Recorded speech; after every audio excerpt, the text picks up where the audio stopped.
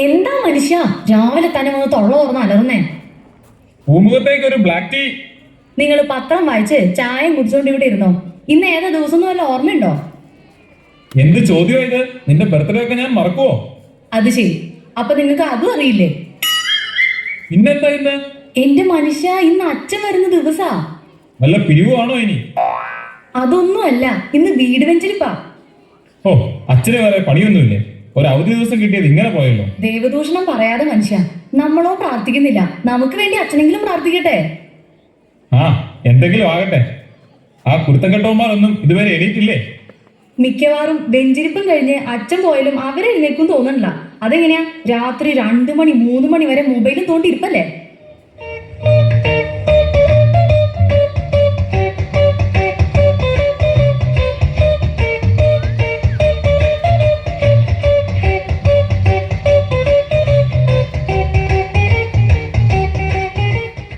സമയം 12 മണി ആയതേ ഉള്ളല്ലോ. സാറൊന്ന് നേരത്തെ ആണല്ലോ. വെറുതെ ഇവിടെ തലയും ചൊറിഞ്ഞോണ്ട് നിൽക്കാണ്ട് ബാക്കിയുള്ള എന്നെ കൂടെ എണീപ്പിക്കേ. എന്നിട്ട് പോയാൽ മുറിയൊക്കെ വൃത്തിയാക്കിയിടും. എടിയേ, നമ്മുടെ ബൈബിൾ എവിടെയാ? അത് ഉപയോഗിച്ചിട്ട് കുറെ തപ്പി എടുക്കണം.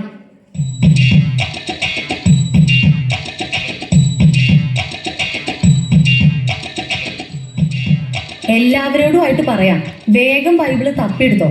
അച്ഛൻ വരുമ്പോ ഇവിടെ ബൈബിളില്ലാന്ന് വന്നാൽ നാണക്കേടാ.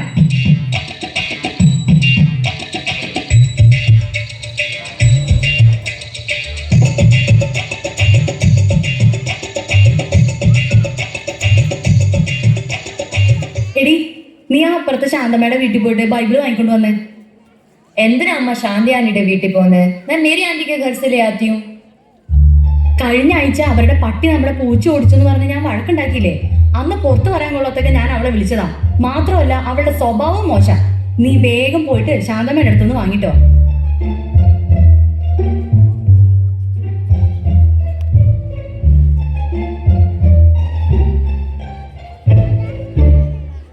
എവിടം വരെയായി കാര്യങ്ങളൊക്കെ? ആ, ആയി വരുന്നു. ആ, എന്നാ നടക്കട്ടെ. ആ, ആരോ കഥകിൽ മുട്ടുന്നു. അച്ഛൻ വന്നു എന്നാ തോന്നുന്നേ.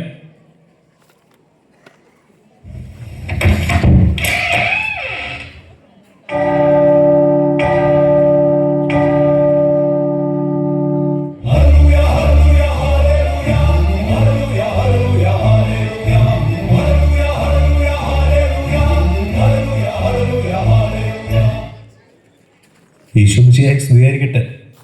അച്ഛാ സ്തുതിയായിരിക്കട്ടെ. എന്നാ അച്ഛാ, ഇരിക്കാം. ഒരാളെ കൂടെ കാണാനുണ്ടല്ലോ. അമ്മച്ചി എന്ത് ചെയ്യും? എടി അമ്മു, നീ പോയി വല്യമ്മയെ വിളിച്ചോണ്ട് വാ.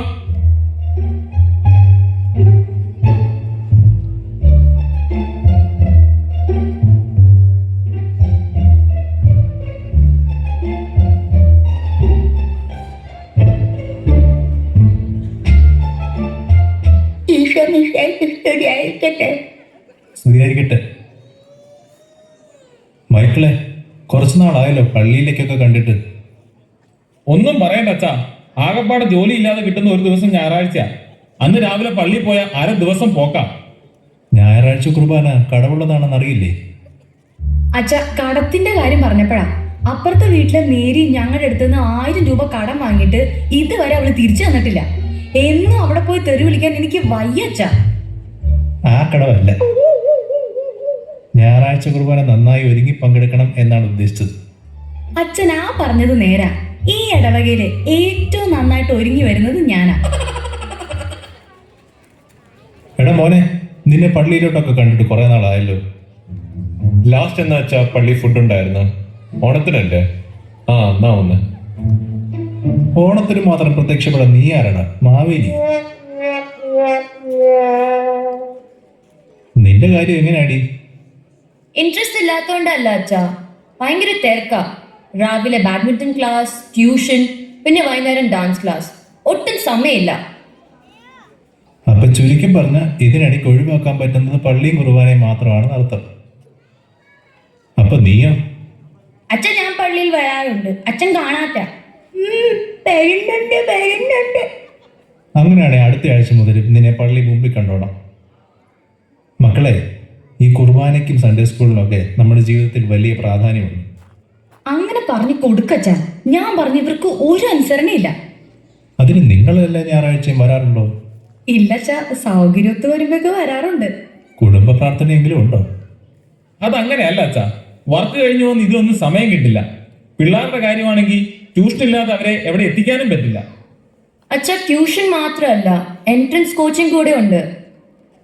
എൻ്റെ മക്കളെ, നിങ്ങൾക്ക് ഇതിനിടയ്ക്ക് ഭക്ഷണം കഴിക്കാൻ സമയം കിട്ടാറുണ്ടോ? ഭക്ഷണം മുടങ്ങിയാലും കുളി മുടങ്ങിയാലും ട്യൂഷൻ മുടങ്ങാൻ പാടില്ല. അതാണ് ഇവിടുത്തെ റൂൾ. എൻ്റെ ദൈവമേ, ഇതിലും നല്ലത് ഉഗാണ്ടയായിരുന്നു.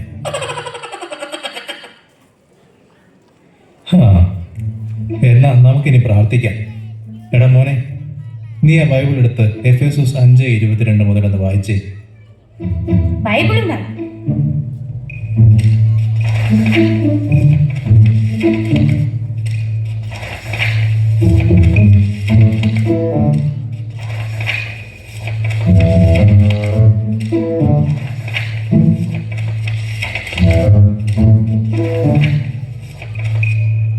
ഓ, കഷ്ടപ്പെടണ്ട, ഞാൻ തന്നെ പറയാം.